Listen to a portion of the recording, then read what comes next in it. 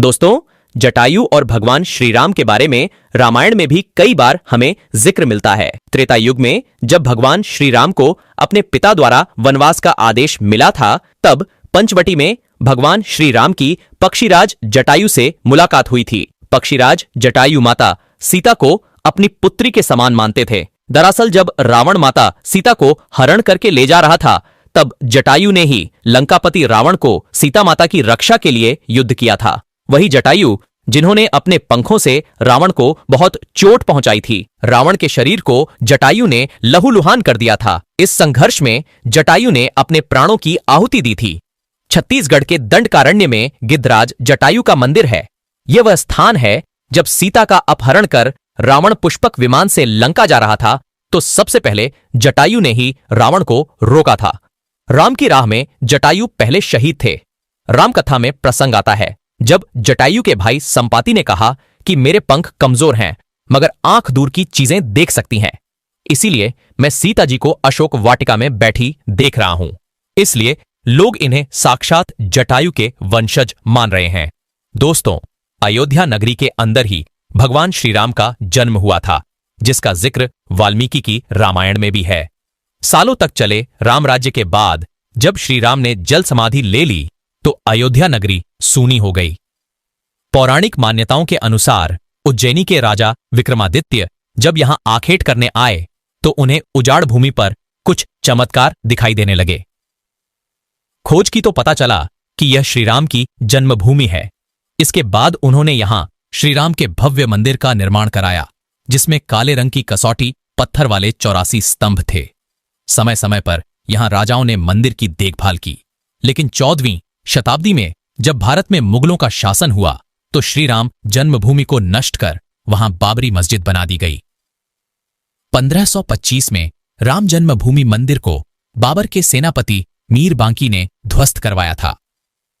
बाबरी मस्जिद की 3 गुंबद थी, जिसके बाहरी हिस्से में एक चबूतरे में श्रीराम के बाल स्वरूप की पूजा होती थी। इसे राम चबूतरा कहते थे।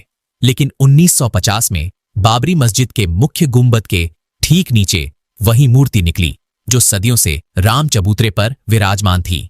बाबरी मस्जिद और राम जन्मभूमि मंदिर पर सालों चले विवाद के बाद आखिरकार श्रीराम की अपनी जन्मस्थली पर प्राण प्रतिष्ठा हो रही है।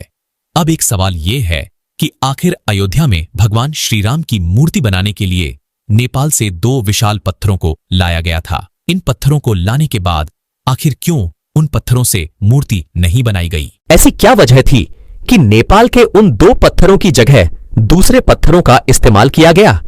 दरअसल राम मंदिर के निर्माण का काम पूरा होने के बाद फरवरी में नेपाल के काली गंडकी तट से 2 शिलाएं अयोध्या लाई गई थीं। इन 2 शिलाओं का वजन 14 टन और 27 टन था।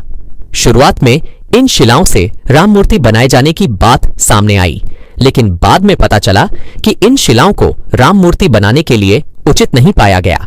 भारतीय मीडिया में छपी कुछ खबरों के मुताबिक इन पत्थरों से मूर्ति नहीं बनाए जाने की एक वजह राम मंदिर से जुड़े संतों की ओर से जताई गई आपत्ति थी।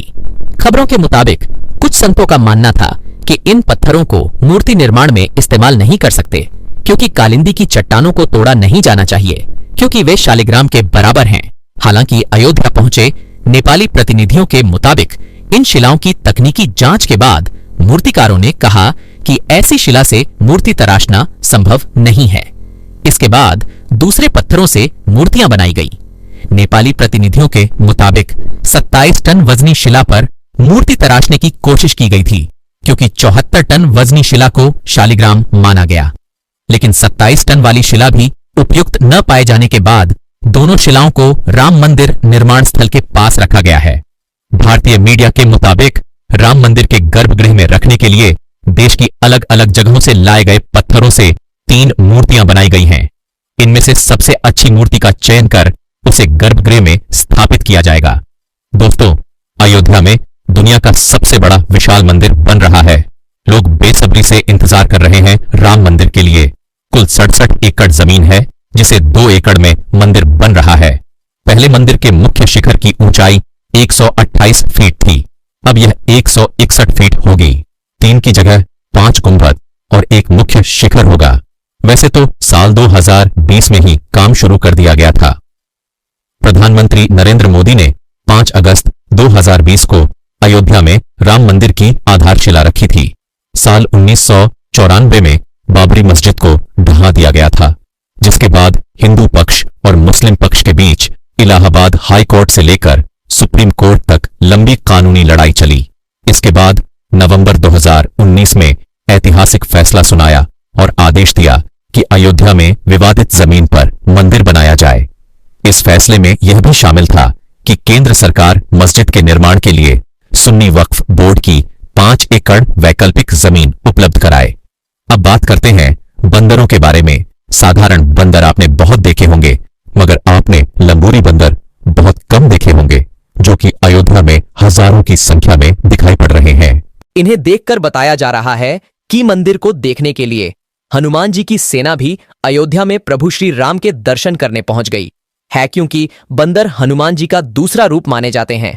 इनको भी देखकर अयोध्यावासी बहुत ही खुश हैं। जैसे ही यह वीडियो सोशल मीडिया पर वायरल हुई है, तो लोगों के मन में मंदिर के प्रति भक्ति की आस्था बहुत बरस गई है। जी हां दोस्तों, अगर आप भी राम भक्त हैं तो कमेंट में जय श्री राम जरूर लिखें। हम मिलते हैं आपको एक और नई वीडियो के साथ। तब तक आप सभी को मेरी तरफ से जय श्री राम।